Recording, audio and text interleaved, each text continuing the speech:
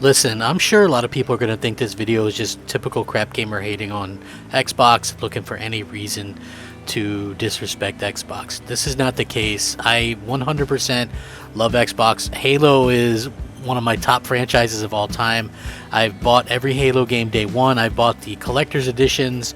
I love Halo. I played through every single Halo co-op with either my brother or my brother and friends, and that's just the way we've done it. It's always been such an amazing experience playing these games with friends, and now, unfortunately, Microsoft has confirmed that you won't be able to do that at launch with Halo Infinite. This is a real problem. First of all, I'm going to get into this, but I know that there's a contingent of people that are going to try to damage control this, and I would just beg you, please, please, please, do not do that. And I'm going to get into this a little bit, but you have to understand, there's a ton of people that play co-op campaigns on Halo. These people now have to wait to avoid spoilers, which are already out, and wait another 3+ months after the initial release to play the game. And that's going to be like, there's going to be some people that have played it and spoilers all over the single player mode, right? Because that does launch. This, to me, doesn't make any sense, and it's very unacceptable. So I do want to get into this. Halo Infinite at launch won't have co-op campaign, and it's not going to have Forge at launch. Microsoft is scaling back its Halo Infinite launch offerings, but say they remain committed to its 2021 release for campaign and multiplayer. So what you need to know, Halo Infinite will no longer launch with cooperative campaign and the Forge level editor. Microsoft announces today. The modes once expected to launch alongside the title this fall will be introduced via updates in 2022. Microsoft expects to deliver co-op campaign support 3 months after release, while Forge is slated for 6 months post-launch. Halo Infinite is expected to launch later in 2021 on Xbox and PC, although a formal release date still hasn't been announced. So Halo Infinite won't include a co-op campaign and its Forge map building mode at launch. Microsoft has now 100% confirmed. The news makes the latest setback for its upcoming flagship shooter, currently scheduled to release later in 2021. 343 Industries outlined its plans via its August development update video on Friday, recapping the latest on development. Unfortunately, as we focused the team for shutdown and really focused on the quality experience for launch, we made the really tough decision to delay shipping a campaign co-op for launch, according to Halo Infinite creative head Joseph Staten. And we also made the tough call to delay shipping Forge post-launch as well. The move axes launch plans for the co-op campaign, now set to arrive via a free post-launch update. Forge, its official level editor that allows players to create custom maps and modes, will also be absent on launch day. Staten says that the team aims to ship co-op campaign support via a Season 2 update scheduled for 3 months after launch. Forge is expected to launch 6 months after release via its Season 3 content offerings. Our number one priority is making sure whatever we ship, wherever we ship, it meets the right quality bar across all platforms, Xbox devices, PC, and all of its different configurations. And when we looked at these two experiences, campaign co-op and Forge, we made the determination that they're just not ready. As a studio, we don't want to ship things if they're not ready, so people can play them and have fun, have a nice stable performance experience. So we're going to keep campaign co-op and Forge in the oven for a little bit longer, and then when they're ready, we're going to release them as part of our seasonal roadmap next year. The next Halo installment remains on track for a holiday launch, although its latest launch shakeup marks another hit in the project. The title witnessed a formal delay in mid-2020, responding to widespread criticism over its first gameplay demo, which you're actually watching right now. While once positioned as its launch day blockbuster to accompany an Xbox Series X and Series S last November, developer 343 Industries cited multiple factors, including challenges posed by the ongoing global pandemic. Now, I'm sure the pandemic is a very valid excuse for this, people, and I feel sorry, and I think obviously people's lives are much more important than video games. But with that being said, they had 5 years prior to that to craft this game. The fact that this game isn't launching with core mechanical things like co-op campaign, to me, is unacceptable. Something really bad happened to this game at various points throughout creation. Now, I've often said that it seems like Microsoft stopped making games sometime in 2015, 2016, like literally stopped. And Halo 5 came out in 2015, and we're in 2021. Like, how do you not have a co-op campaign set?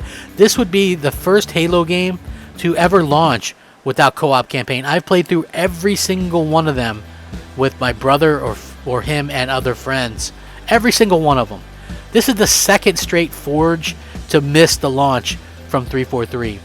And I know what, like, you guys don't understand where I'm coming from with this. I've been saying that Game Pass seems like it's a place where Microsoft puts their unfinished games.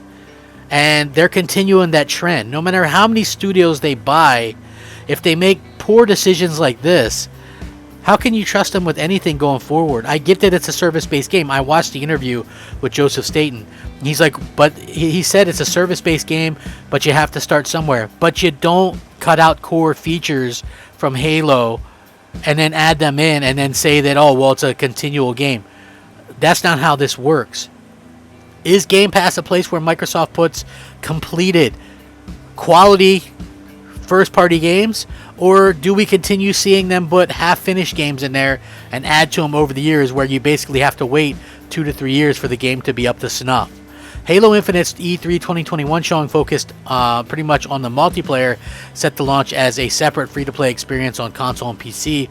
The focus now shifts to Halo Infinite's single-player campaign, with its paid $60 release now centered around what's next for Master Chief. Details remain scarce on what's to come with this new open-world experience following the first 2020 showcase, and we haven't seen anything at all from it, which I've actually kind of questioned lately. 343 has posted a public technical test for Infinite last month, providing a first hands-on opportunity for a small sample of fans. The developer has committed to additional pre-release tests over weeks to come, expected to offer an extended dive into the multiplayer experience. Again, though, I have to point out, at some point there's going to be a book written or something about it, right? Like, honestly, you have to be able to, like, how is this really happening with all this time that's passed? How do you get 6.5 years and you still don't have a situation where we can honestly sit there and go, you know what? How come this game is still so unfinished? I don't understand. Like, 343 is on the hot seat. I know Phil Spencer doesn't say so, but 343 is literally on the hot seat. And follow me on this. Halo 4, which I thought had a really good campaign, but the multiplayer, like, really kind of alienated the franchise, right? Halo 5 had what many people consider to be good multiplayer, and the campaign was lackluster. But you have to remember that even the multiplayer at launch lacked the Forge and lacked maps.